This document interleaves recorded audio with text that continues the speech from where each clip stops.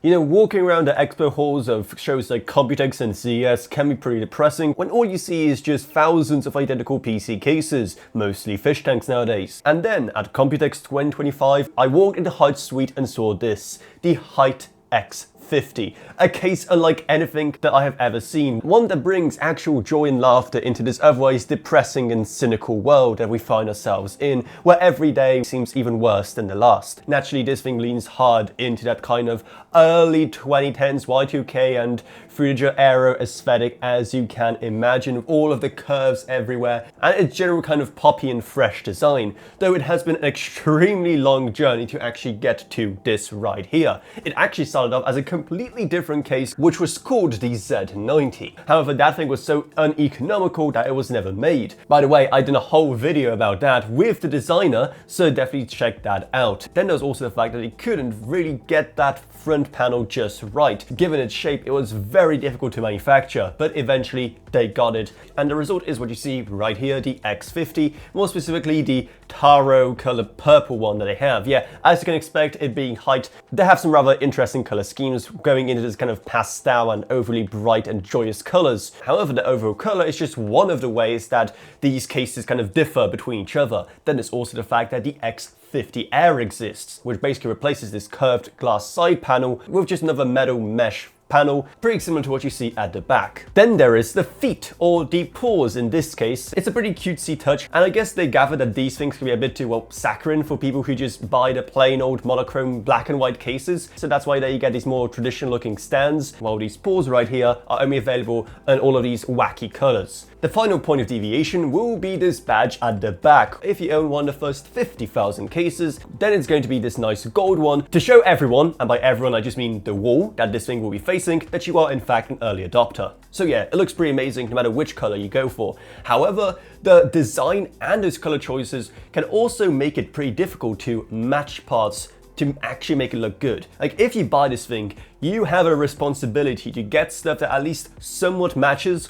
Otherwise, you're gonna end up with a build that looks a lot uglier than if you were just to go with a more conventional looking case. Obviously, apart from the fact that curves are the name of the game here, there's also the fact that, well, you don't really find too many PC parts in, say, purple, for example. However, the cables from the front panel and the cables on the FA12 fans you can buy separately make it very clear that, at least for the purple right here, white is the main accent color they expect you to go with. If you want to add even more color, then there's always something like the solid processor frame. However, you can only get it in 5 of the 7 colors that the X50 is available in. Dimensions wise, sure, this thing is definitely quite a bit bigger than a lot of your other mid towers. It's not super compact, but it will still very easily fit on any desk. And overall, it's just 63 liters in volume. And while the mounting points are only labeled for ATX and smaller, it does actually support ATX. It's just not labeled because it'll just be basically hanging off the edge right here. So there's no additional mounting points for it right there. As you can expect from a modern case, it's pretty much toolless where it matters, with you being able to very easily take off and put back on all of the 3 main panels on this thing. And when you take off the rear panel, you also see exactly how much space there is for cable management here. Perfect for your giant mess of cables. And this weird tray you see right here is also where you put your drives, with this thing being able to support up to 2 2.5-inch SSDs. And this is also where you put your 3.5-inch drive. It looks absolutely ridiculous, but hey, that's just a testament to how much space there is at the back. Though actually installing it is way more difficult than it has to be, given how the mounting holes are inside of the walls of the tray, and it is very difficult and very finicky to get everything lined up correctly and screwed in. It's super annoying and took way longer than it should have. What's also annoying is that it results in all of the drives having the I/O facing the rear of the case rather than the front, making cable management that much more annoying as well. And because of the walls in a tray, you can't actually put any fan or RGB hubs on the inside. You have to put that on the outside, which means that you lose out on having a hard drive in your system. And yet, those are your only drive mounting options in this entire case. There's no additional mounting points anywhere else, and there's also no mounting points for a 5.25-inch drive as well, which, while normally I like to complain about and talk about how we need our optical drive bays back, here it's at least a lot more understandable, because it would go completely against the aesthetic of this case to have this rectangular cutout anywhere on it. Because again, this thing is just about the curves. In fact, I'm surprised they even included Type A ports on the front I/O, given their crusade against anything that's 90 degrees in here. Which segues us nicely into the front I/O, where you have two 5GB Type A ports, a 20GB Type C port, a combo audio jack, and once again, only a power button and no reset button whatsoever. Again, while I can excuse some cases not having 5¼ bays, what I cannot get behind is this trend of, for some reason, cases not having reset buttons anymore. Why? Please, someone explain that to me, because I cannot find the reason for it. But hey, at least the power button is kind of unique in the fact that when you press down on it, it feels rather different. Well, that's because it actually uses a keyboard switch right underneath it to give it a much nicer feedback. So I think we all know what the next logical step is here, Hyte. Make it an easily hostwable system where you can just have whatever switch you want for your power button. Make it happen, guys. That'd be really cool. Finally, when it comes to cooling this thing, well, one of the biggest priorities was providing additional airflow for your graphics card, which is why you find no basement in this case. Instead, it's been replaced with mounting points for 3 120mm fans. Instead, you actually mount a PSU at the top right here. Yes, we're back to the good old days when we had top-mounted power supplies. It makes sense given how the PSU's temperature doesn't really matter as much as the graphics cards. Though unfortunately, this cutout they have for the PSU's fan is clearly intended for slightly larger than regular ATX units, so you might find that it doesn't properly overlap with your power supply, which just looks kind of annoying, but oh wow, at least you don't really look at your PC case from an angle too often. But yeah, apart from that, you also have 3 additional 120mm mounting spots on the side, and also 3 140 or 120mm at the front. Yeah, you heard that right. Only the front supports larger 140mm fans.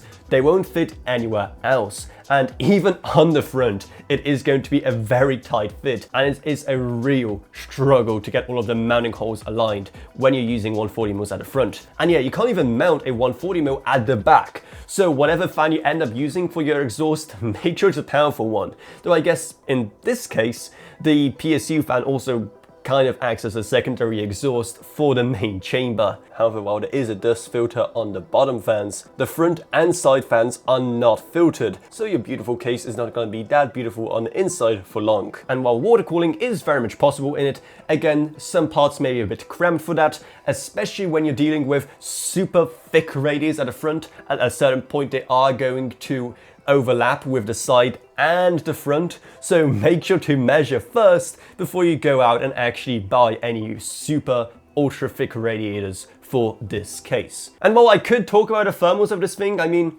you're probably just buying this thing for the design anyway, and the thermals don't really matter. But in case you are interested, using a set of FA12 fans, we get results that, well, definitely aren't great, but keep in mind we are just using 4 fans here. Though when we move the fans to the bottom, we don't see as big of an improvement in GPU temps as I kind of imagined. And by the way, if you're scared of the CPU temps, don't be, because it's a 175 watt chip, so it's pretty much the worst case scenario. And then when you populate all fan slots on here using our standard reference fans from Noctua, as you can imagine, it's a completely different story there. And there's absolutely nothing of concern anywhere when it comes to the thermals on this thing. When it comes to the accessories, it's nothing too interesting. While you do get some nice Velcro cable ties, you also get the regular boring non-reusable ones. And overall, I do hate that while the main package is a nice resealable baggie, all of the individual pieces inside are in non-reusable ones, which is rather disappointing. Finally, the price. Now, given how challenging this thing has been to make, given how long it took to perfect every single thing about it, and how much thought has gone into every tiny detail, you'd think that this would be super expensive, but here's the thing. The X50 normally costs $150 or $120 for the X50 Air. And as you can see, they're actually on sale as of the making of this video. Though given how they have been on sale since at least early February, it's clear that Hyte are in no rush to increase the price again. That is a much better price than I would have ever expected for this kind of flagship case. Again, if something like this is able to even make me, of all people, just smile by looking at it, it has to be doing something right. And even just the fact that they asked Hyte to send me the one in purple rather than my usual kind of black, then that also probably speaks volumes of just how joyous of a case it is. And there's so many other neat touches I barely had time to cover, like the fact you're able to attach cable ties to the back of your case to cable manage all of your rear I/O. Though obviously, it also very much depends if it's going to fit your PC parts and also if it's just going to fit the rest of your setup and your room in general. It is extremely specific, both for the better and for the worse. So if it's actually worth it in the end, well, that's up to you. But if you do want to get it, then our links to it will be down in the video description below, alongside our Patreon, because even a single $1 a month truly goes a long way. Plus, huge thanks to Gavin Burns, Justin Rage, Ella Vroniak, Balish Voka, Noel Pseudonym, Meg Sumnashin, Allcroft, and Mason Magruder. But anyway, that's what it's. I hope you enjoyed this video. If you did, then remember to subscribe, like whatever, and I'll see you all in whatever I make next. Goodbye, everyone. Goodbye.